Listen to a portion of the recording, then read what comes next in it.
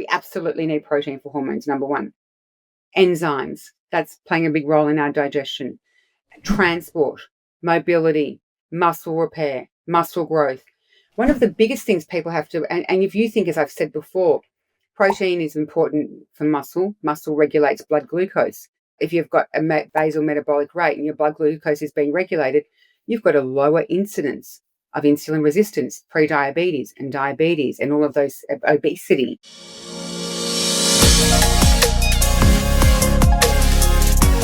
Hello and welcome to the Biohackher podcast. I'm Azra, your host and founder of Biohackher.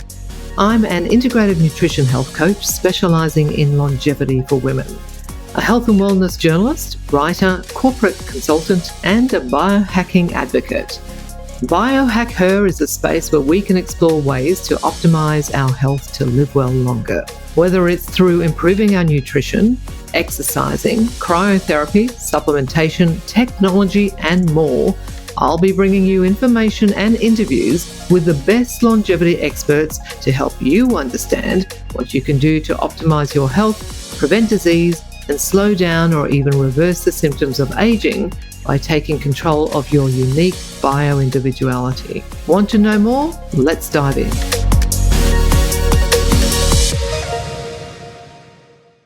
Hey guys, before we jump into the next episode, I wanted to take a quick moment of your time to tell you about the next Live Well Longer retreat that I'll be co-hosting with Camilla Thompson. If you've been feeling the pull to pause, reset, and reconnect with the woman you're becoming, then this is your moment.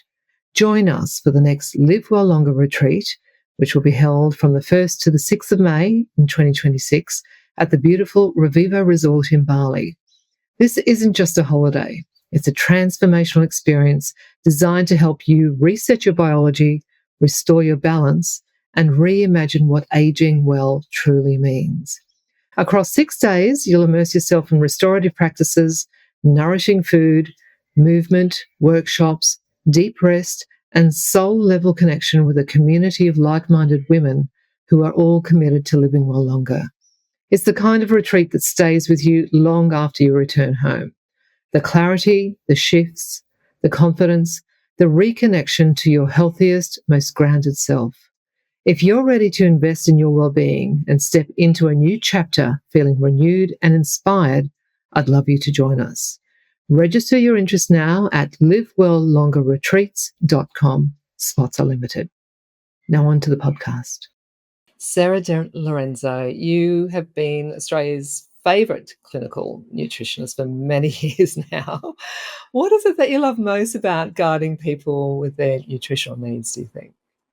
I think about it. I am obviously doing a lot in the health space, and it's something that, I've been so involved in just giving and writing programs and doing things to really help people. And I can only describe what I'm doing, and the reason why I do it and what drives me is it's kind of just this calling, because I've got so much energy in this space. Like, I feel like I'm never working. Like, I've got, the books, TV presenting, my own podcast, the protein bars, my clinic, my column at the Nightly, my column at New Idea. Like, I've got that in and amongst single mum to 3 kids. So my life's 14 hours a day, 7 days a week. I haven't had a weekend off for years. And I just think, why am I doing this? I'm single, and I sort of, you question your life and how did you get to where you got to and why you're doing. And there is something for me so incredibly rewarding after being in this industry for a really long time, seeing how simple good nutrition is, and food really is medicine, and how just showing people that it's not that hard, and find easy ways to make nutrition kind of really adaptable to their life is kind of what my books and my goals are. Because if you show people the pathway where they can eat healthy on a budget, meal prep's easy, minimal ingredients, address some, address sort of, lifestyle, and you just show people the way, over a bit of time, they start to realize, what they were doing or what Western diet does or Western lifestyle choices. They can really start to see just the impact of good nutrition. And I think, I'm the daughter of a doctor and a nurse. I come from a medical family. My sister's a psychologist, my brother's a chiropractor, and it's innate in me to help people. And I think when I get emails, I get thousands of emails over the course of a week, and when I get these emails and it's like, Sarah, you changed my life. Your program changed my life. I'm no longer on my medication. I've lost 20 kilos. I'm confident again. That gives me goosebumps. I don't know, it's kind of like it's a calling. That's how Well, I think it is. well, And you know what, Azra, if you love something so much like I do, it's just there's you just want to grow, grow, grow, grow, grow. It's not like you sort of sit there and go, here's my business model.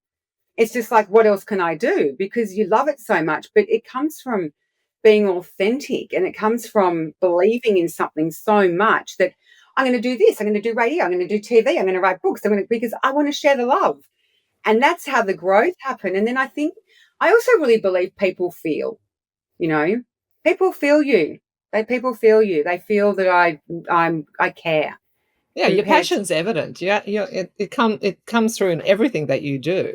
Yeah, and it's because I mean it, and I think people doesn't matter who you are or your level of your socioeconomic status, or yeah, we all feel that we're all humans. We all feel the same. We all feel stuff, and I think people just know that I just really want to help them, and that's so that I think that's probably how I'm very flattered that you've called me Australia's favourite nutritionist. I'm totally complimented. I'll take that, Well, but why I not? just think yeah, I just think I just care so much, and I just want to do the right thing, and I want to do the right thing by people's health. Health is everything. You know this. It is. It's totally everything. And I think this is why I love the work that you do and why I think you are such an inspiration to so many people. But I wonder what your thoughts are about whether Australians are doing nutrition well. We've seen in America, as an example, that they've launched the Make America Healthy Again campaign, right? Do you think we need something like that here in Australia, or do you think that Australians are better at nutrition than what other countries might be? I don't think when it compared to America, I think we're better at it. But then when I would compare us to a country, say like Japan, or even around the Mediterranean, we're definitely not. The Western diet, it drives disease. We've got all the evidence to support, refined carbohydrate dense diets. We all know that drives chronic insulin resistance, which of course is the driver and the core foundation and driver of disease. So many people, it would be fair to say, I truly believe, and I haven't, I mean, from all of my research, if you look at the statistics of Australians, with obesity, 67% of us are actually overweight or obese. So we're not really getting it right. We're not, there is an awareness, but we're not really getting it right because we have got a lot of chronic disease. Our leading cause of death is cardiovascular disease, diabetes is on the rise, dementia is on the rise. I was actually seeing this really interesting research that there was not one dementia case in 1901, and it's now the leading cause of death of women. So we're not doing things whilst we've got like a lifespan, it's the health span as well. We're definitely living longer, but it's the quality of our health that you've got to juxtapose to that. I think Australians I think we've kind of got a fair idea. I do feel that there is a lot of room for improvement. I think that if I was to ask the average Australian what they thought a healthy diet was, and I could tell you what I think the average Australian would tell me, they would probably say cereal for breakfast with milk, and it would be like cornflakes with milk and maybe some sugar on top, and then it would be maybe a glass of orange juice and a couple of slices of tip top bread with some margarine and Vegemite, and then mid-morning it might be some arrowroots, and then lunch it might be a processed ham, margarine salad sandwich on white bread, and then in the afternoon it's probably could be some Vita Wheats with margarine and Vegemite, or it might again be some sweet biscuits and a cup of tea, and then dinner would be a spaghetti bolognese. Makes me Now cringe. you think of that. What is that going to do? That is going to drive your insulin sky high. And what is that going to do? It's the very core and foundation of chronic disease. So I think that there is a big place of room for improvement. And in fact, in, I think it was Sweden, recently they've done because we're so fiber poor as Westerners, and we're only out. I mean, we're having way less fiber than our ancestors, and fiber is the core for good gut health, which in turn governs our overall health. They did something, and I think it was in Sweden, where they actually made all of the manufacturers there only use whole meal and whole grain products, and they got rid of the refined flour. And even though people are eating takeaway foods, even with all their fast food outlets, they're having it with whole meal and whole grain flour, and they're actually seeing the change in the trajectory of disease because people are getting more fiber. I mean, the Western diet's fiber poor, so there's a lot of room for improvement, and I would love to see some changes and initiatives being put into place. Yeah. Yeah, definitely. I completely agree with you. And I think you've always been a big advocate of the Mediterranean diet. And I think that this is something that Australians could really take on board. We've got such great produce here in Australia. We're very fortunate that we have access to beautiful produce here. Don't you appreciate it? I mean, you Yeah. come back to this country after traveling, say, or wherever you've been, and you might. And I look at the fact that I've got all of these supermarkets with beautiful in-season, harvested, nutrient-dense food that you can get. Like it just, it's everywhere. It's completely in abundance, and whole grains. There is no excuse. And I always say to people have this preconceived notion, Azra, and they say, oh, well, you can eat healthy because you've got money. And I'm like, oh, hold on Yeah. a minute. I'm a Hear that single all the mum with time. kids. And I'm going to tell you right now that you can eat, I'll debunk that. You can eat healthy on a budget, and even healthier than your Western diet, by bringing foods into your diet, such as eating seasonal produce, going to the frozen food section, nothing wrong with frozen berries or frozen vegetables. $1 for a whole can of legumes, beans. Yeah. I mean, there is absolutely no excuse not for that. And you can get a massive bag of rolled oats that are amazing, that you can turn into flour. You can use for oats. That are a completely versatile food. You can use them in baked goods as well, homemade baked goods. Put them through a meatloaf instead of using bread. Like, there is a lot of things you can do with that, and herbs and spices and stuff out of jars. There's so many things you can do to accelerate your nutrition and you don't have to be rich to be healthy. It's just ridiculous, and make things yourself too. Completely agree. Yeah. Grow things yourself Grow as food. well. I'm going to full confession. I Have have tried that, and everything I've tried to grow. The only thing that I've got a green thumb with, and if you know anything about gardening, you'll know that I'm being just ridiculous now, is rosemary. But rosemary grows like a weed, and I'm always proud of my rosemary garden. It's a weed, it just grows. No, I get it, because my grandmother, I used to have a Hungarian grandmother, God bless her soul, she's passed away. She used to say that I have a black thumb, not a green thumb, because I could never keep anything alive. I don't know how I managed to keep 3 children alive and I can't keep a plant alive. Having said that, I have moved on to acreage now, and I do have a veggie garden, and I am growing rosemary. And I bet you it's fabulous. It's fabulous. What else am I growing? I've got some parsley, which is doing really well at the moment, some tomatoes, the cucumber are looking great, the mint is out of control, though the cauliflower, a big grasshopper got to that. And so I'm trying to grow it all organic. You should send the size of it. It's like this big. And it's the grasshopper? The grasshopper. No, well, the grasshopper had a nice meal. I just keep saying to my husband, it's okay, there's enough for everyone. There's enough for everyone. I love that. One of my favorite things to do is for digestion is just to grab some mint, just sort of really just, break it up. And I just put that in water and just drink it, or I put it in with hot water. And it's so amazing for our gut, especially after a meal. Yeah. Just a bit of like warm water over some fresh mint. Delicious. Yeah. And in summer, just mint through some like sparkling water. Amazing. Love that. People underestimate herbs and spices for really pimping nutrition. Like, you think of all the antioxidants, anti-inflammatory properties, it's liver support, regulating, like, just helping with blood glucose, everything, with helping with like things like vitamin K. I mean, everything you can get from having immune support. So I always say to people, herbs and spices are a really great way, even when you're on a budget, of bringing your nutrition up. Yeah. And they pack a punch as well in terms of flavour, which is great. Delicious. Throw it in salad. Delicious. It's just beautiful. Divine. No, I'm all over. I have ginger every day. My top ones are ginger every day, absolutely, and cinnamon, without a doubt, daily. garlic when I cook, and they would be my top ones that I would have. Oh, and turmeric when I can. I struggle with that because of the taste, but I've worked out how to put it in things. Yeah. Yeah, yeah. I think just using it in small amounts is the way. That's how I've managed to include turmeric into my cooking. I think it's Well, just to these still have to taste good, and if one time, yeah. like, I used to go through this whole thing where I'd roast vegetables and I'd put ground turmeric all over it, and then I'd be like, "Ooh, that tastes so bad," and it's gotta taste good. Yeah. I'm s Azra, things need to taste good. 100% they need to taste good, and Greek Taste heritage, you're a Greek heritage, and the Greeks know how to cook. Yes. It's the most Well, I beautiful try. thing. I don't consider my even though I cook for my cooking is about medicine. My cooking's not about everything I cook. When I put a meal together, when I cook it, I look at it and go, okay, great. So, well, there's some omega-3, there's some vitamin A, there's some vitamin C. Okay, there's some folate, there's a bit of magnesium. Yeah, I'm liking this meal.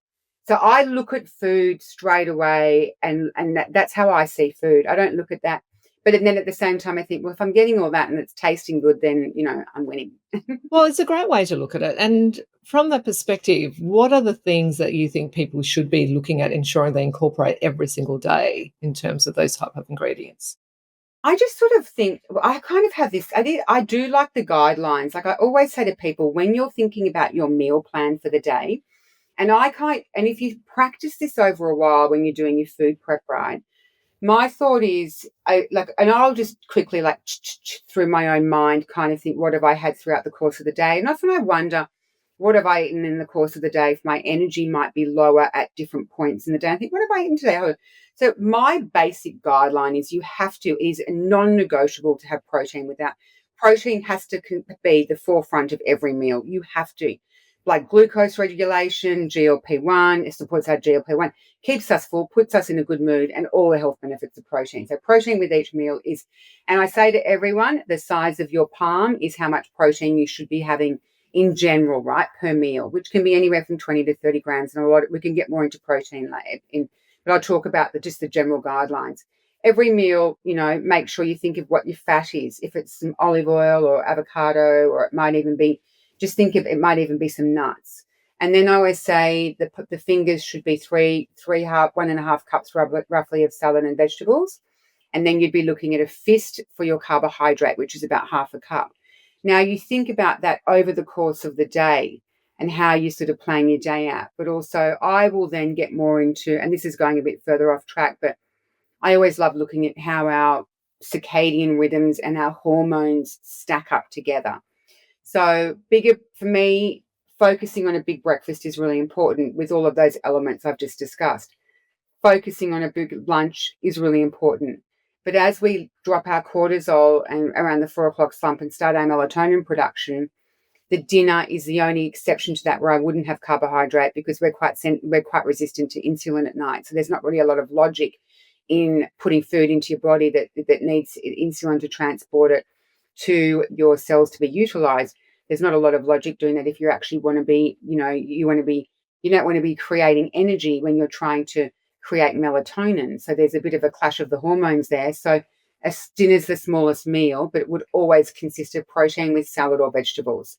And so you still can get your carbohydrate in your vegetable, but it's not obviously a complex carbohydrate like you would have in the morning. And then the shoulders the shouldering being mid-morning and mid-afternoon is the perfect time where you get your nuts and fruit in. So I love those snacks for making sure you're getting your fruit and nuts in, because you could eat 3 meals in a day and then you can forget amazing foods like the magnesium, the vitamin E, the plant-based protein, the fiber that you can get from being a nut eater. I eat nuts every day, cashews. And so I would do that on what I just consider the shoulders, and then maybe mid-afternoon have something like a banana, or it might be a piece of fruit with some nut butter, or it even might be something like some tomatoes and hummus or something. So there's other ways you can bring, like tomato being a fruit, there's other ways you can kind of bring fruit in. But that's the way I kind of like say to people. And the other thing about why I insist on protein with each meal is because we don't store protein unless we're having too much of it, like we store carbohydrates and we can store fats. So we have what's called protein. We turn protein over the whole time. So what we want to do is we want to just be topping up with it. So your breakfast, a couple of eggs, mid-morning, your nuts, lunch your chicken, mid-afternoon could be some nut butter, it might be a bit of hummus, it could be a protein bar, it could be a boiled egg, whatever. And then dinner would be, maybe a piece of fish, but you've kept your protein going all day for being satiated, for your growth and development, for your tissue repair, for your enzyme production, even if you do need energy and you're in a ketogenic state, your body can actually break down protein. It's called gluconeogenesis, and actually turn that into energy, into glucose for us to utilize. I mean, it's incredible. Human body, Azra, is It incredible. Like sure is. even when I speak like that, I think I still think of like all the things our body. I still am in awe of the human body when I think of things like that, and I just think, how amazing is that? Like and you're not even telling it to do it; it's doing it. It's on its own automatically. Like it's just incredible. And so resilient as well, and so quick to be So able to bounce resilient. back from anything that we've actually abused our body in any way. If we've eaten bad food, if we've been eating too much McDonald's or whatever, I mean, the body is just so great in being able to bounce back from those type To of a things point. to a point. But Point. yeah, Yeah. yeah, I completely agree to a point, but you Oh, can't. we can flog ourselves. Like, you look at, I mean, I've been in the health space for a long time, and if you look at someone like an alcoholic or even Oh people with drug no, addiction, and you just think they've been, they're just, or smoking or yeah, vaping, all the stuff you read about the dangers of vaping now. And you think of people, even like, sorry, I might offend people here, but even like there's a lot of research about a lot of tattoos and stuff like coming up, the ink and different things in the bloodstream, and where the ink can land in the body, like around the liver and stuff. So I did write about that in one of my books, and I think, yeah, there's so many people with tattoos who are just going to. I'm not tattoo shaming. I'm just giving evidence. Okay, yeah, I'm just sharing evidence, sharing the and facts. you think it, but then the body at one point will just turn around and go, I can't do this anymore. And you see that with liver disease. The Mm. liver is the most forgiving organ. We can flog our liver, but one day it's going to turn around and go, I can't do this anymore, because it's basically full of, it's got fibrosis, and it everything hits a point.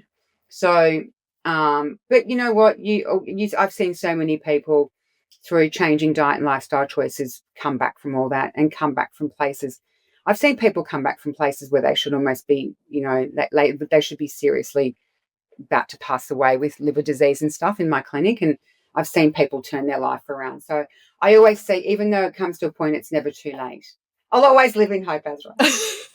Great optimism. What is in your clinic? What is the worst that you've seen? So you've just mentioned something around liver, but what is the worst that you've seen, or what's the most common thing that you see? I'm telling you what I'm seeing a lot, Les. I've seen one of the, I think, I probably would have to say one of the worst things I've seen is I've had a lady come in, 5'7", 112 kilos. Life, just her whole life was, drinking champagne and eating, Mm. high tea kind of sandwiches and that kind of stuff. And she had the most advanced liver disease that she couldn't actually sit. And you could actually, she was obese, but you could actually, she just couldn't even tilt because of her pain of such a chronically, her liver was, it was grossly inflamed, Wow. and she was literally on the cusp of probably going into liver failure. And she came to me at one last ditch effort, and so she came to me, and I worked with her. It was really, it was full on for 12 months. And after 12 months of constant monitoring and supporting, turned her liver around, which was, she's a miracle story. I think what I've seen horrifically, what I'm seeing a lot of lately when it comes to my mind, is a lot of people on Ozempic. So I see the dark side of Ozempic. Mm. It's so popular at the moment, though, right? It's ridiculous. Well, I see. So when I've got 3 type 2 diabetic patients now who have all been on a GLP-1 medication for 2 years and have lost no weight, and yet they still take the medication. I've got 2 women in their 50s who have got osteoporosis since taking them. Osteoporosis, not osteopenia. Osteoporosis, bones of an 80-year-old since starting that medication, which they can only link to that medication. I've had who else? I had a 34-year-old nurse come in who had started the medication and hadn't had a bowel movement for 2 weeks. I've had a patient rush to hospital with massive kidney issues, and starting the medication got into, and they we had been on the medication against my advice for about 3 months, and then was rushed to hospital with massive kidney issues, and then she kind of went into different treatment. You think a I nurse think would know better though, right? I know, no, and then the other thing I find really the biggest struggles that is, I've got two patients. I mean, anorexia is bad. I've got two anorexic patients with that. That's heartbreaking. It's Like terrible. that's the heart, as that you can't. It's like you can't. There's a wall there. It's a really tricky one. Yeah. But I love seeing I work really hard with my patients. I love seeing the patient success stories. Mm. And I love when patients are compliant and they get off their medication. It's so rewarding to see people turn their lives around. I honestly, Azra, I see everything. I have people that come for hair loss, weight loss. I've got people who come for I think a lot of because of my age, I'm 52, I get a lot of women coming who live in fear of menopause. It's They're a like big topic at scared the of moment. menopause. Mm. Yeah, and they really feel like they're going to hit menopause and just go from, 60 to 100 kilos in overnight. Like there's just this fear of menopause. So it's coaching women through having a positive relationship with menopause, Yeah. which I do really believe we've got to change that. Like the horror stories of menopause, it doesn't have to be like that. So there's a lot of help. There's a lot of books out there. It's not that thing where people just throw all their negativity into it. It's actually really, it's actually quite easily treated when you change someone's diet and lifestyle, because a lot of the menopause symptoms that I personally see in my clinic are when women come in and they're not eating enough protein, they're not eating enough food, they're binging on sugar, they're drinking wine every night, they're drinking way too much coffee, not exercising, not drinking enough water, poor sleep, because they wake up, they weigh themselves, they panic. They go, right, I'm going to do the 16-8. I'm not going to eat till lunch. But in the meantime, they've had like 3 lattes, not counting the calories of the lattes, get to lunch, have, the tuna and garden salad, get home in the afternoon slump, and it all falls apart and they eat like they've got moments to live because they don't care and they're just starving, and then they're irritable, made the kids dinner or whatever it was, they picked at that. It's all, they fell off the wagon, and then they had 3 glasses of wine, and then they woke up at 1 a.m.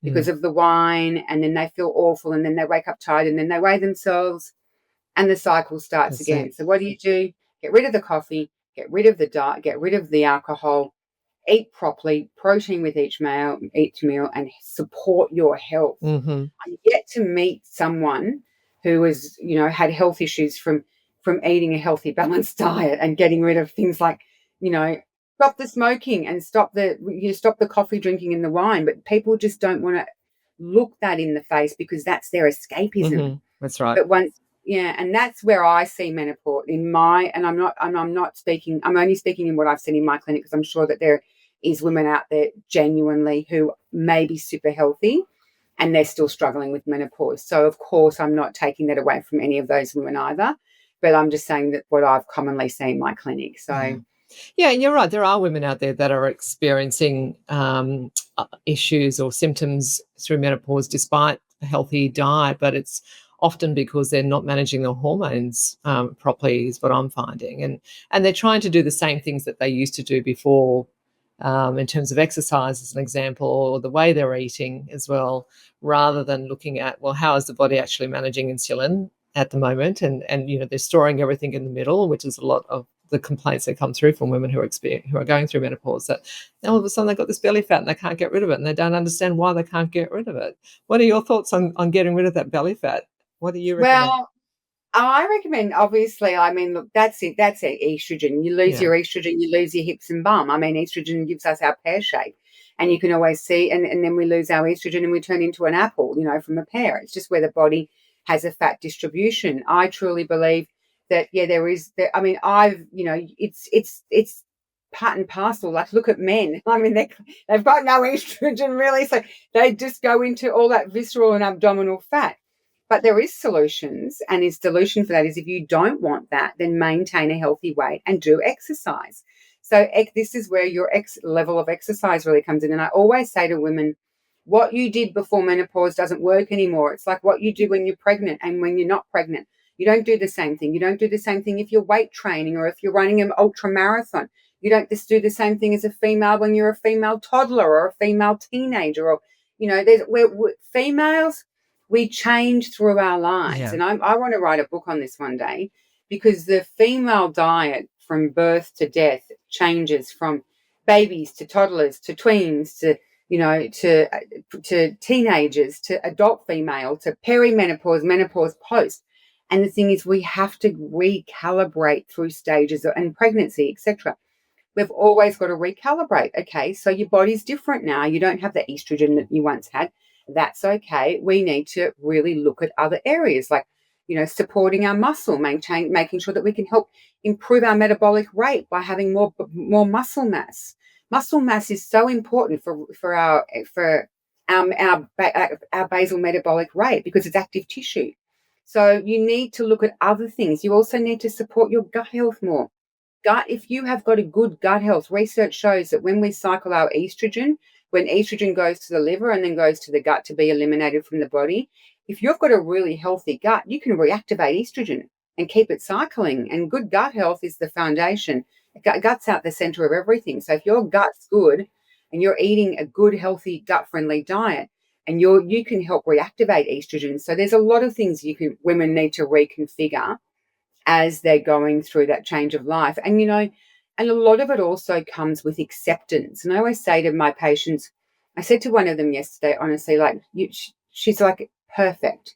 And she's coming to see me, body dysmorphic. Like I don't even know whether going through seeing the body changes. And I said to her, stop being mean to your body. Yeah. Your body, you're living on a keto diet, which isn't great. I said, you're exercising 4 times. I said, this is the best your body can do. Oh, but I hate this little roll I've got here. And I said, I actually love the little bits of fat I've got on me, because you know what? It's where I'm going to store my vitamin D. It's a little bit of an energy supply. I love a healthy body. I think women look great when they've got some nice curves and you're not seeing bones everywhere. Like, I love to see a beautiful, healthy body. And I'm just like, stop being mean to your body. So long as you're doing the best you can and you genuinely know you're doing the best you can, then this is what your body's giving you. And I just said, look, alternatively, like, you don't want to go and do operations like liposuction to get rid of that, because if you get rid of the fat from your belly, guess where the fat goes when we get older? For women, it's that armpit and back fat that comes about. What about that? Armpit and back fat. Don't want that. So just do the best you can. Obviously high protein, low carb, sensible portion control diet. Don't go back for seconds. Do exercise like daily. I exercise daily, sometimes twice a day if I can, if I'm lucky. And sleep, king. Azra, sleep, like good quality sleep, exercise, that kind of stuff, that basic stuff. But it's teaching people, because we get stuck in habits. We sure do. We get really stuck in just different habits, and you get caught up in that, and then you think, oh, that works. And it's also people just repeat the same meal every day, the same breakfast every day, the same. I'm like, you can't do that. You've got to mix it up. Because they don't have to think about it, right? That's why they get caught up in that habit, because it's easy and they just get caught in that rut. And it's too hard to try to think of something new to cook. I always used, even for me, like preparing a lot of meals for 3 children, and that you're a mum of 3. Yeah. And then sometimes you just think, oh, I just can't be bothered. I've been a single mum for a long time, and I think, oh, I just can't be bothered to cook for myself. I've literally just cooked for them. I'm just going to, have something small or pick at what they're. And I was like, no, I now proactively sit there and prepare myself. If it's a piece of fish and a bit of steamed greens or whatever it is, I actually really don't do that to myself anymore. Just go, oh, look, who cares? Oh, look, I'll just have it. I'll just have this, or I'll just grab some cheese and crackers, or I'll just grab, eat the rest of the kids' dinner that they didn't eat or whatever. I just won't do any. I do food prep every day. And even like, I'm not trying to lose weight. I'm about good nutrition. So every day, if I go out for the day, like especially on a Tuesday when I've done sunrise and then I go to my clinic till 8 p.m. and I've got meetings in between, before I leave, I will literally have my food. I will have breakfast, mid-morning, lunch, mid-afternoon, and a snack before, and like a late afternoon snack before I get home. I've got something in the fridge that I can grab easily. Don't really have a big dinner anyway, so it might be like, it could be a small tin of tuna, it could be a boiled egg, it could be whatever the kids have had. I'll just have a tiny snack. So key to success is prep when it comes to Yeah. changing your nutrition. Yeah. And it's a form of self-love as well, that you are actually taking that time to, create some beautiful food for yourself and nourish your body in that way too. So that's an important thing to do for That is, yourself. We do it for it's everyone else. Why wouldn't we not do it for ourselves? because culturally, Yeah. we're Mhm. not supposed. If it's a for people used to think if you showed self love, you had a big head, or you Yeah. were conceited, or Or you're you were selfish. selfish. Yeah. And I'm just like, for me, and even when I look at myself, and for me to be able to be the best I can be in everything I'm doing, I need to be in optimal For nutrition. sure. Like, I can't sit there and, I just can't find. So for me, taking care of myself means that I can be better at everything else I'm doing. Mm. And we all know when we've had a poor Mm. night's sleep, the quality of our life the next day, like, you're just dragging yourself through the day and everything's just like so laborious. And then Mm. you think, oh, I just don't want to, and then and then you see how you show up. But that comes into like poor nutrition as well, and not eating properly, or not, taking care of keeping your blood glucose nice and stable with protein at each meal, or making sure you've got enough fiber so your digestive system's moving along, like all of those things, like your vitamins and minerals, nutrients. So I think it's almost a way you have to look at yourself differently, and I proudly take, and even, even when I'm like, I have this thing I do, and even when I'm like, if I'm stressed, well, I never really get stressed because it took me years to work out that stress is just when a little bit of the unknown, Yeah. when you know something, it's like if something new comes your way and it's like, hey, Sarah, can you do da, da, da, da, and you don't, and you think, and you get sort of instant reaction is, I don't know how to do that. And then you sort of go into, oh, well, that's hard to do. And instead of going, no, I'm not afraid of anything, I'm just going to learn how to do that. So I just sort of do that kind of manage that thing. But when it comes to emotion as well, as soon as I've got something that might have upset me, which nothing really lands on me now. I'm too old, Azra, for things You're to not bother me. old. You're not I'm old. not You're old. only 52. I'm older than you are.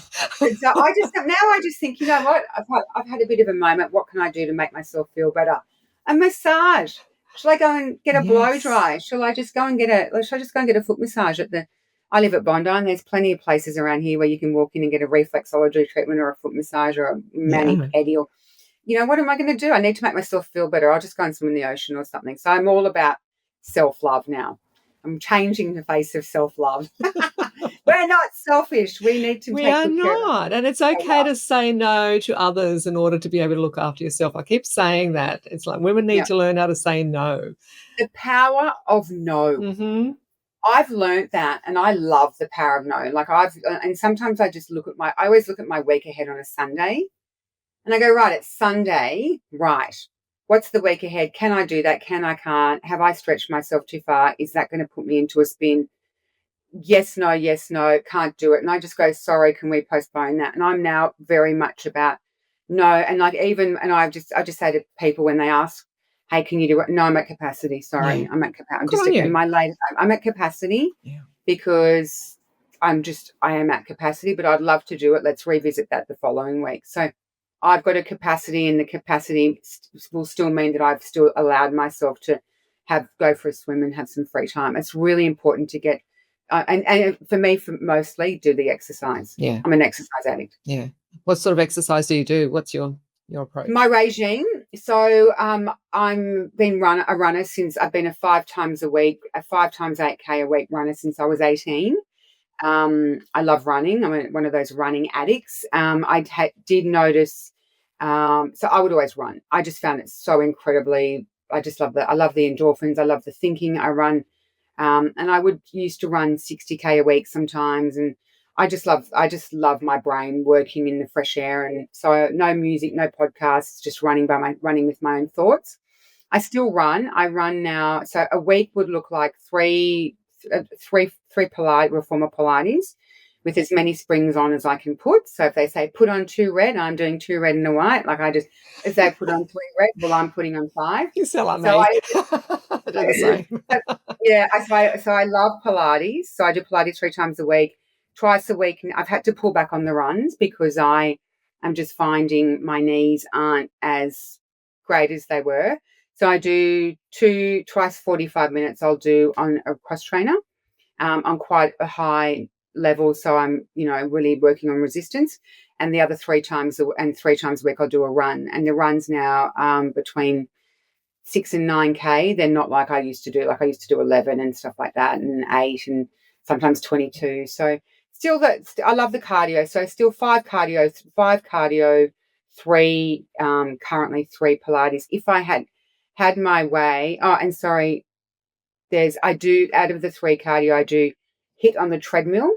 I do look a bit crazy, like people in the gym are like, that woman's like, because you're like sprinting Yeah. for 60 seconds, off for 20 sprinting. Yeah. And so they'll also do my own little weights twice a week, my own little kind of go to the gym and do my own free weights with dumbbells and do my own lunges and squats and bicep curls. And, yeah, I do that. So I add that in. So yeah, if I had my way, I would do more, but that's all I can fit in. Well, that's quite a lot, and you're looking fabulous, so I think you're doing okay. Is there anything about aging that concerns you? You mentioned that you're 52 years of age. I'm 56. A lot of women tend to feel confronted when they hit their 50s because they think that it's a downward spiral after that, and it doesn't necessarily have to be that way, right? I think that we are both shining examples of that. Yeah. What is it most about getting older that confronts you? I feel like, so for me, there's a few things. So I see aging as a gift. I'm still here. Yeah. I look at aging for me. So I'm going to talk about it in different sections. So Yeah. I feel like, I'm 53 and I'm 53 in about 3 weeks and December 24th. So I think, wow, I've got to 53. Another year I've been able to live on this amazing planet, travel, be with my beautiful children. So first of all, I see from that perspective. I also look at my own aging and I look around me because we're at the age, Azra, where we might have parents we have to be carers for.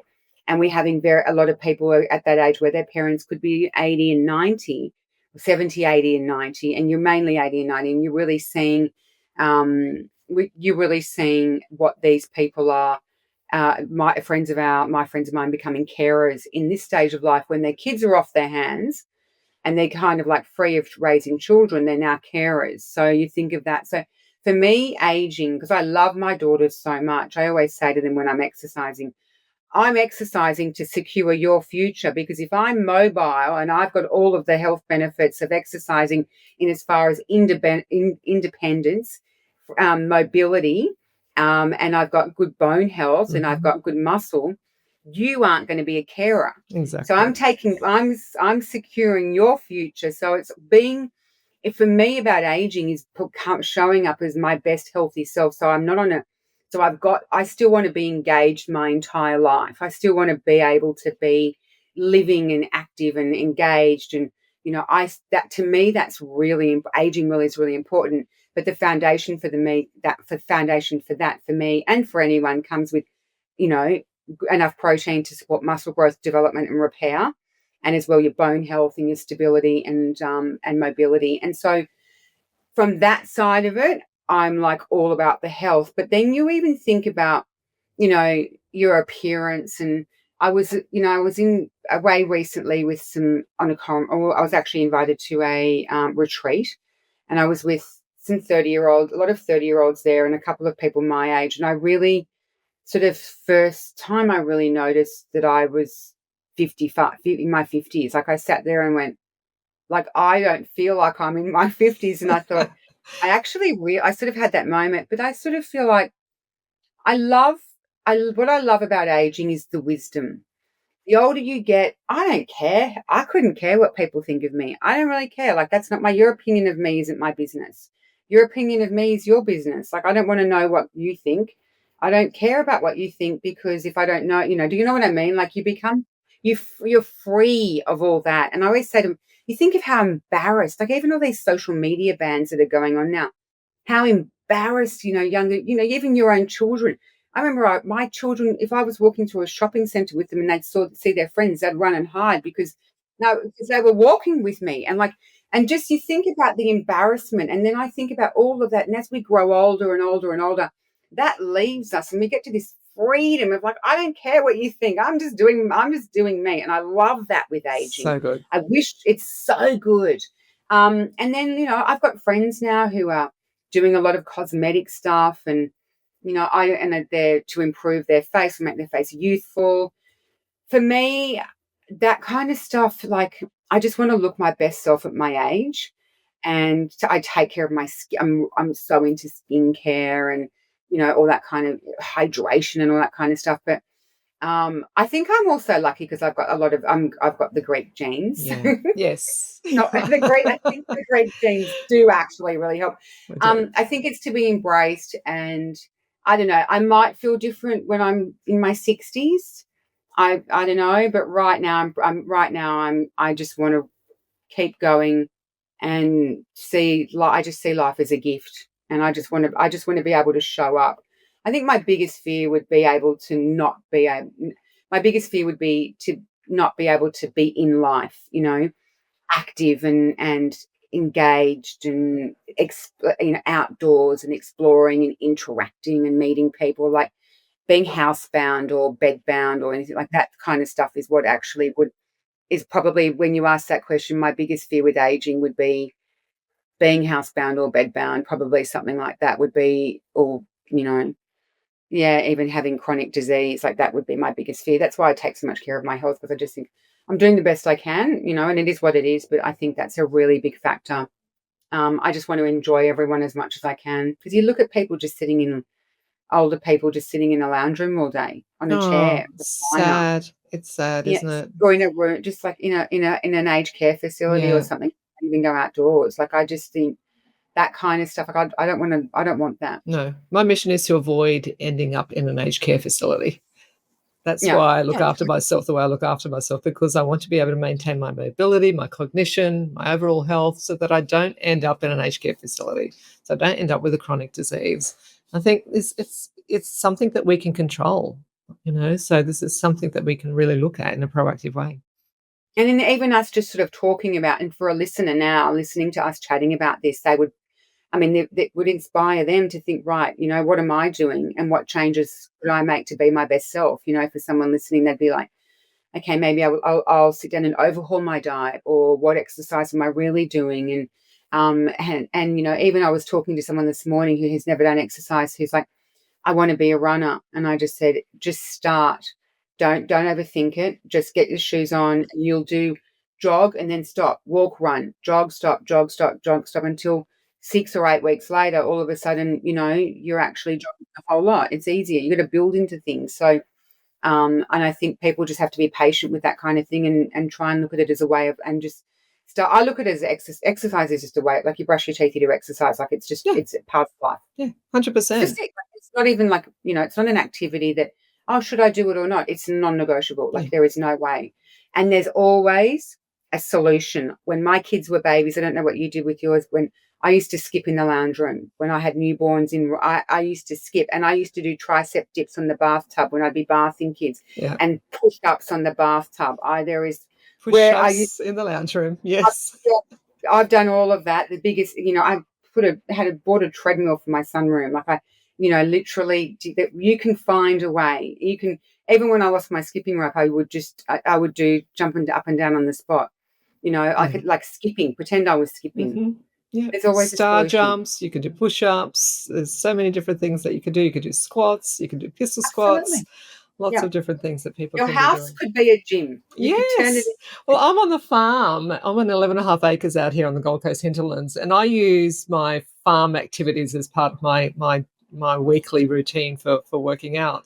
This morning I was out in the paddock, picking up horse manure and wheelbarrowing that up to the other shed, and it's like this huge amount of weight that you're having to push. And afterwards I was sore, and I'm like, yeah, well, that's good. I'm glad I'm sore, because it means that I actually worked my body today. I love that.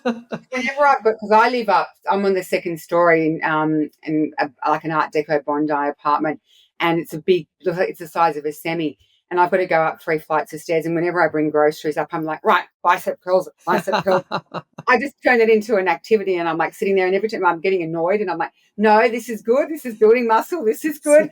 I can do this. And You've got to Yes. read how you frame things, Azra. It is totally. It's that Surely mindset, having a longevity mindset. We talked about that yeah. at the summit. Absolutely. It's very important to not think that, as you're getting older, that you're declining and that it's time to give up on yourself, because that's actually when you should be flipping it on around and really focusing on, you know what? Yes, I might be 50. Yes, I might be 60, but no, I'm not going to let that number determine what I look like or how I feel or how I age. It's very much about making sure that we can continue to live as long as we possibly can, as healthy as we possibly can.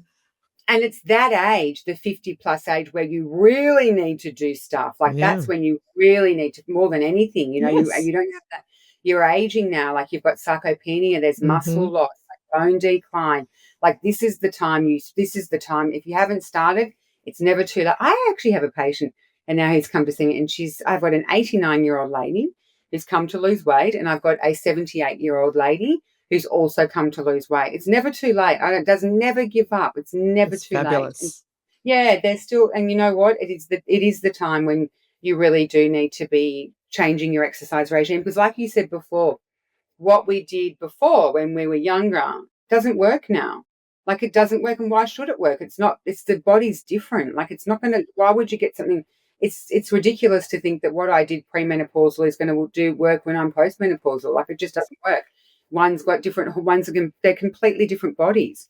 Just have to embrace the new one, recalibrate, and start again, and just get a bit of guidance. This is why I love the focus that you've brought to protein. You've just written a book about it. You've just launched that book. And you were saying to me offline before that it was what, number one in what now? Yay! Yay. So what's today's date? What are we? What are we? We're It beginning is the 5th. Yes, the 5th of 5th. December. Yep. So the book came out on the 25th of November, so a week ago. And we don't really get results in quickly. And then I just got an email from, so Nielsen Book Scan is the only source of truth when it comes to a book. If it's a bestseller, it's got, if people can say, oh, I'm a bestseller, but, bestseller in your own mind, like, where are you a bestseller? Like, I know a lot of people who said they're a bestseller, and I mean, well, to the bookshop, does the, Mm-hmm. but the truth of, when you look at statistics is Book Scan. So because I'm with a multinational publisher, they look at the results weekly and where you are, and they just said to me, you are the number one health book in Australia. So, which is really exciting. So, coming into the end of the year, launching that book, and having that within a week is pretty amazing. So, but I kind of, it's funny. I look at that and I go, well, that's good. And I sort of have this thing like one day, because that, like my book, like in the June this year, I was the number one Australian nonfiction author. And then my book last year, The Gut Repair Plan, was the number one all-round 2024 health book. And the books are now going to overseas, and the brand's starting to spread out, especially with the Books International, which is really exciting. And I haven't ever stopped in the moment and gone, oh wow, that's amazing, like I've really achieved something. I'm like, right, well that's good. I'll think about, and I think one day I'm going to sit back and look back on that and go, wow.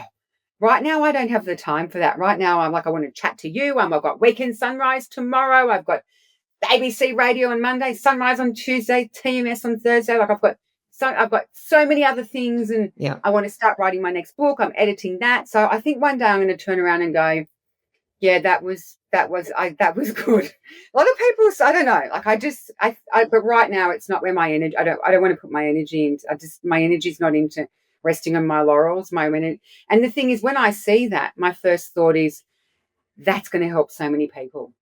All the recipes in protein, that's going to help so many people. I'm so excited for the people. I'm more excited for the people that the emails I'm going to get. Like, I did your protein book, and and I've got muscle. I've improved my muscle. I've got better mobility. I've got more energy, and my metabolic rate's better. I'm managing my weight better, all because of your protein book. Like, my hair, skin, and nails are really strong. I can feel my hormones are good. My immunity is really good. Like, I'm just thinking about all the functions of protein. My cholesterol's good. My appetite's under control. I'm managing my weight, all from protein. But women So tend to be scared of protein, don't you think? And do you think that's a myth, or do you think that that's something that's starting to be debunked? I think that for women, excuse me, I do in a way that women kind of associate protein with bulking up. And they think, "Oh, I don't wanna have too much protein because it's g," and a lot of women don't like the feeling of being I think they think of protein and they probably think of, Arnold Schwarzenegger and pumping iron or That's something it. like that. And You they do, and don't. they just think, "Oh, if I have protein, I'm just gonna get too buff. I don't want." And the thing is we hear things like protein is heavier than muscle, and then they think, "Oh, I don't wanna eat protein because it's gonna make me heavier," and then the scale is gonna go up, and then there's that whole psychology of the scale. So I think it would be fair to say that women get scared of having too much protein. Like it's a place that we do need to change that, because we do need to change about what protein does for our body, because protein, probably when I think back to, if you asked me about protein in 2010, 15 years ago, I'd say, oh yeah, it's just for the gym bros. They're all like eating their chicken and rice and broccoli and whatever. It's just you kind of associate it with that. But we know now through so much research and study and the way the health space is growing, we do know that there is so much more that of protein that's really important, and it is actually the key nutrient for women, four things, and it's really important to change this. We need protein for hormones. Okay, we absolutely need protein for hormones. Number one, enzymes. That's playing a big role in our digestion. Transport, mobility, muscle repair, muscle growth. One of the biggest things people have to, and if you think, as I've said before, protein is important for muscle. Muscle regulates blood glucose. If you've got a basal metabolic rate and your blood glucose is being regulated, you've got a lower incidence of insulin resistance, pre-diabetes, and all of those, obesity. So I think women need to embrace protein, like everything, Azra. Too much of anything is a bad thing. But I think women they just need to find the amount they need that's right for them, because the problem you do have with too much protein is, like I said before, the body will convert it. And when it converts it to glucose. And what happens with glucose? Your insulin is going to take that to be utilized by the body, muscle, through the cells, like, muscle and liver. And if your body is not going to utilize that, what's the insulin going to do? It's going to lock it away as fat. So it's important with protein to be able to find how much you really need, which I can talk How do about they with do protein. that? Yeah, how do women do that? Because it varies from age to age, right? And then also throw in exercise, throw in further activities, and then your body might need a bit more protein as a result of the type of energy that you're expending. So walk us through that. Correct. So I always look at like protein like a dial in life. So I look at it like, you start off and, your protein. So the current guidelines are zero point 0.8 grams per kilo of our own body weight. Now that, Azra, is to prevent deficiency. I'm sorry, I'm not living on the cusp of preventing deficiency. So that's what the current guidelines are, to prevent deficiency. So the way I look at it is I look at protein like a dial throughout life, right? And I'll go into a bit more detail.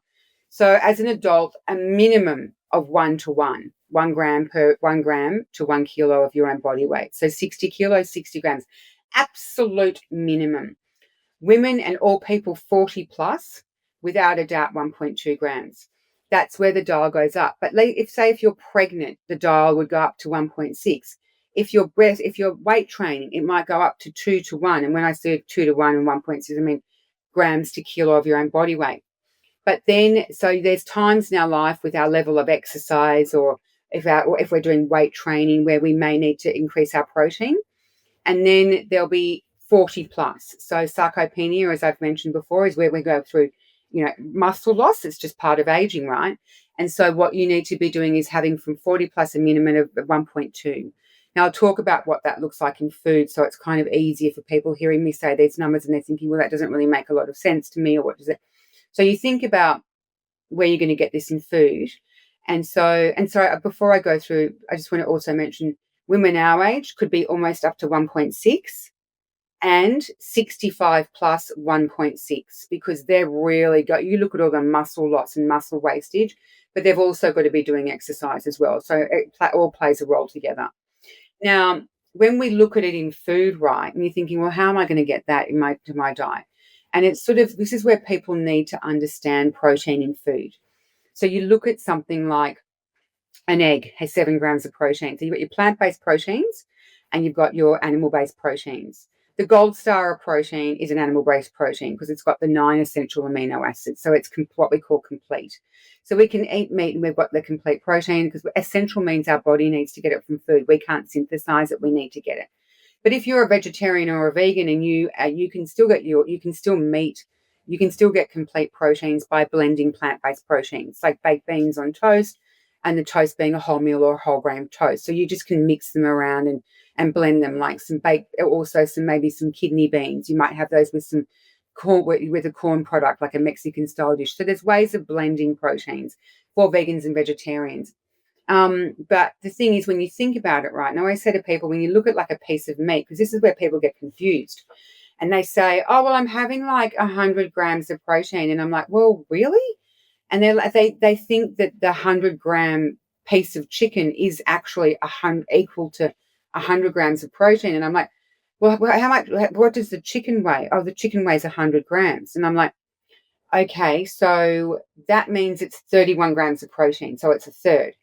So the rest of it is tissue. It's like the actual protein component. So teaching people the protein component within a food was really important because people just figured that meat was protein and it was 100 grams and it was 100 grams. Yeah. So that was important. That's one of the other reasons, other than debunking the recommended daily intake, was showing people that. So the gold star will be your white proteins, your chicken, not fish.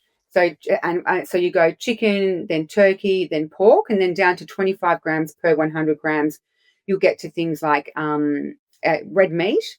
Between 20 to 25 grams, you'd be seeing fish. Shellfish are closer to 20, whereas your salmon and tuna steaks will be closer to 25. Then we get a little bit further down, like a cup of beans would be different kinds of legumes. They're probably around 18 grams. You can see you can still get a good amount from there. A cup of beans is a lot of beans, though.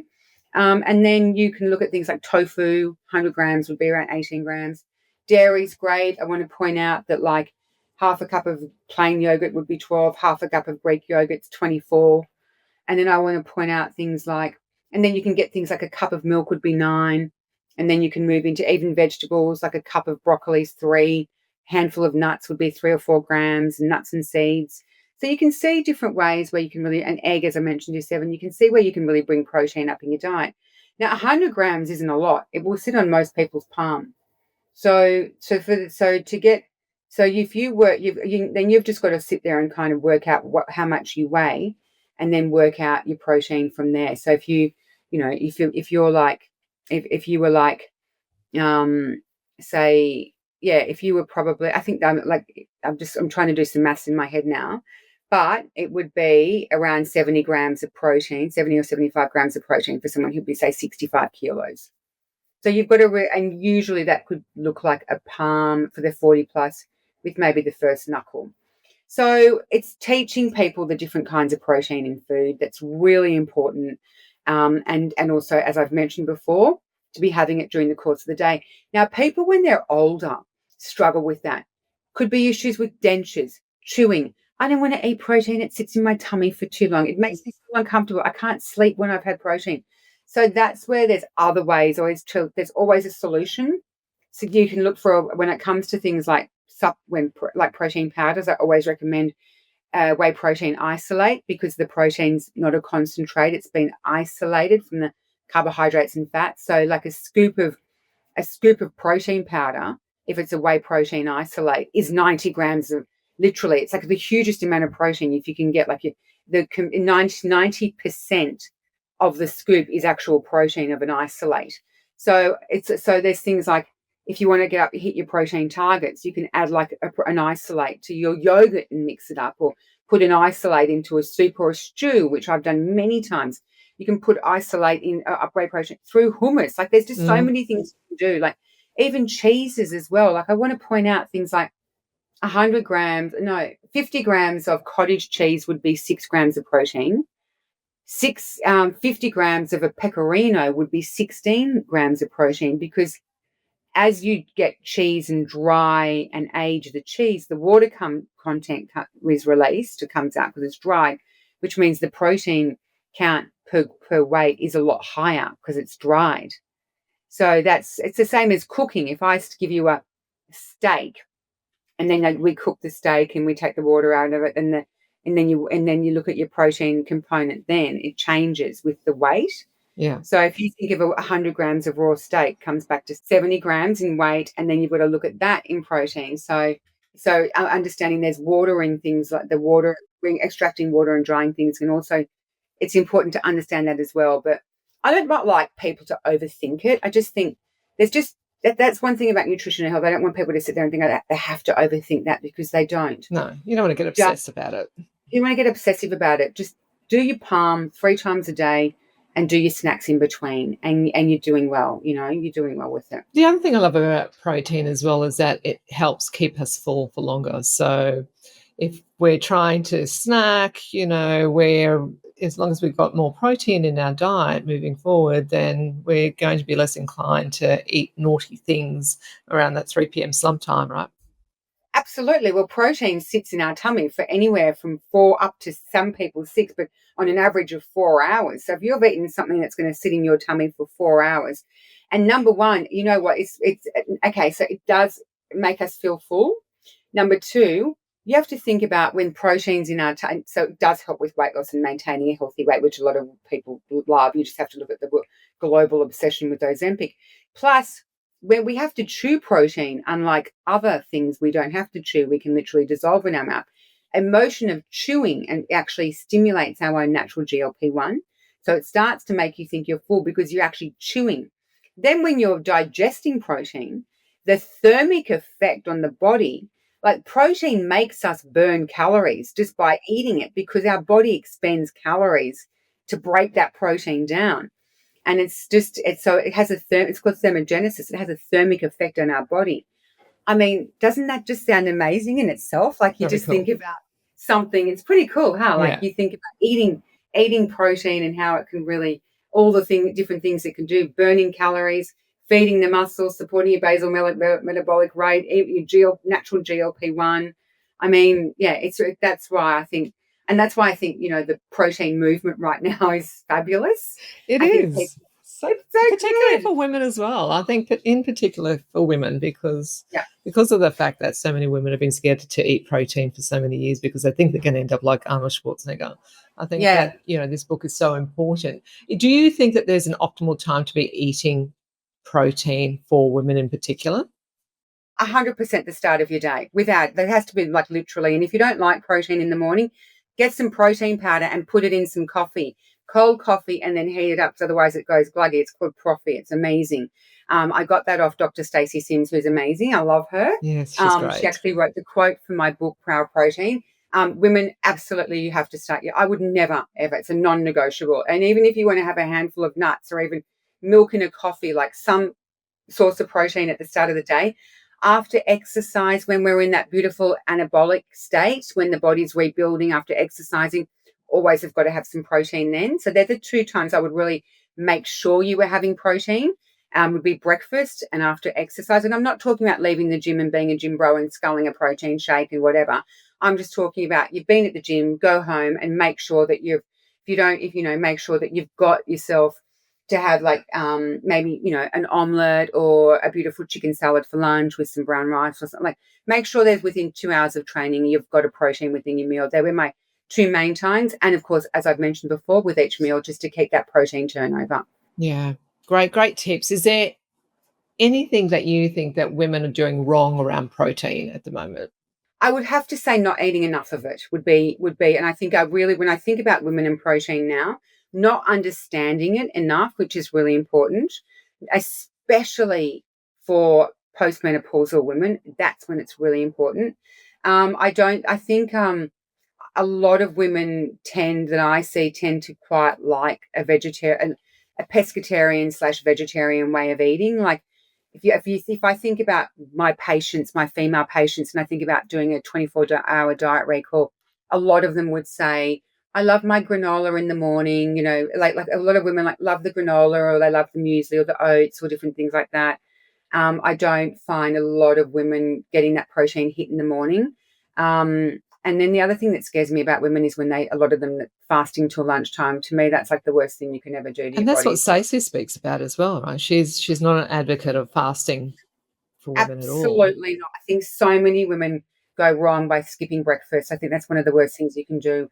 I think women need to, I think not getting enough protein would probably have to be, and the right proteins would be probably where I think women could be going wrong now, because they don't realize the benefits of it. Even when it comes down to beauty and stress management, managing stress, like protein plays a role in that. But, like it's the building blocks: hair, skin, and nails, collagen, elastin, like even the quality of your skin and everything. So I think women fear it a little bit. And it's also understanding the right proteins to eat. There are the wrong proteins to eat, and they can be things. And when I talk about the wrong proteins to eat, I'm mainly talking about things like, pretty much processed meats, like, processed hams or frankfurts or just bacon and those kind of like fatty processed meats. Or they're the areas where I think people can fail with protein, because they think, oh, I'm getting enough protein, I'm eating a Kransky and I'm eating, a whole lot of, sausages and stuff. And like, people do see that and they go, no, no, I've got people who send me photos of their food, and they think that having, two frankfurts with their dinner is a great source of protein. And I'm like, those frankfurts are like, I don't even know how they can be called food. So it's just whatever. And so I think knowing the right protein as well. And I think you've just got to, I always say to people, look at the countries around the world and look at their longevity. Look at the Japanese, they live on things like two amazing proteins. They live on fish and soy.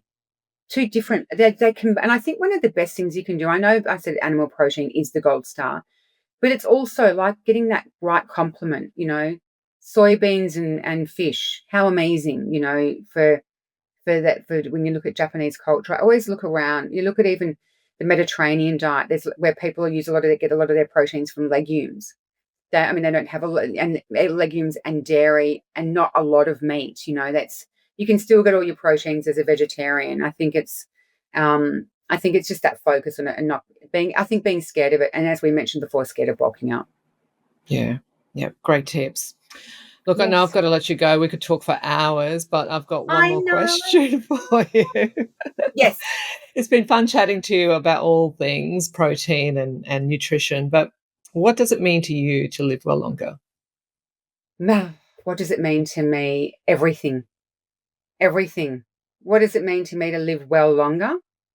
Quality of life, being engaged, thinking, clarity of mind, energy, good quality sleep, waking up every day, having my hormones balanced, having my, it just feel it. I don't know. Like for me, it's my quality of life.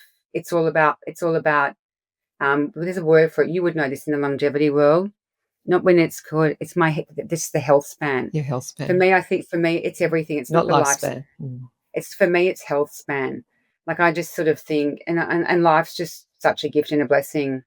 I think it's the everything. And I think one thing, when you don't have your health, is when you really know that it's everything. You can have all the money in the world, all the success in the world, and when your health is gone, what are you doing? Where's your life? You're laying in a bed, or So I always think of that too. So I think for me, just still waking up feeling excited every day, and I know to wake up to feel excited about life every day, the cost of that, and the good cost of it, to get to be like that means focusing on sleep, focusing on hydration, focusing on exercise, focusing on nutrition, and just having a balanced life. And all of that, if you're doing all of that, then you wake up and you just that clear mind, and you're just thirsty for life. And I don't know, it's such a broad question. There's so many answers I could give, and just staying engaged with people I love. And also I just want to continue. Azra, I've got a lot more to do. Let's just say that. You are a woman on a mission, and your energy is absolutely infectious, and love what you Thank do. you. And yeah, look, it's been a great honor to have you on the pod today, Sarah. So thank you so much for joining us. And anytime, I would love to come back and chat. You're always lovely to chat to, and I love seeing you when I've seen you in the Channel 7 corridors. And I love what you're doing in this space, and you're sharing your voice and you're sharing information to help others. And I think you're amazing. And I really loved our chat too. I could keep going. Yeah. And thank you from the bottom of my heart. Thank you. And to anyone listening, I hope you've really enjoyed our chat today. I know we've jumped around. That's okay. That's the way it is. It's been fun. Thanks so much, Sarah. Thanks, Azra. Bye. Thank you. Bye. Bye.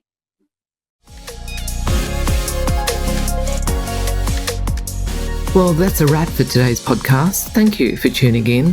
And if you'd like to learn more about biohacking, go ahead and sign up on my website at www.biohack-her.com to get a free copy of my 5 top biohacks to get you kick-started. While you're there, you can also check out my blog page for more tips on biohacking. If you'd like to subscribe to this podcast, you can do so on Apple, Spotify, and Google Play. Let us know if there's anyone you'd like us to talk to in particular, and we'll endeavour to get them on the podcast. Until next time, remember to live well longer.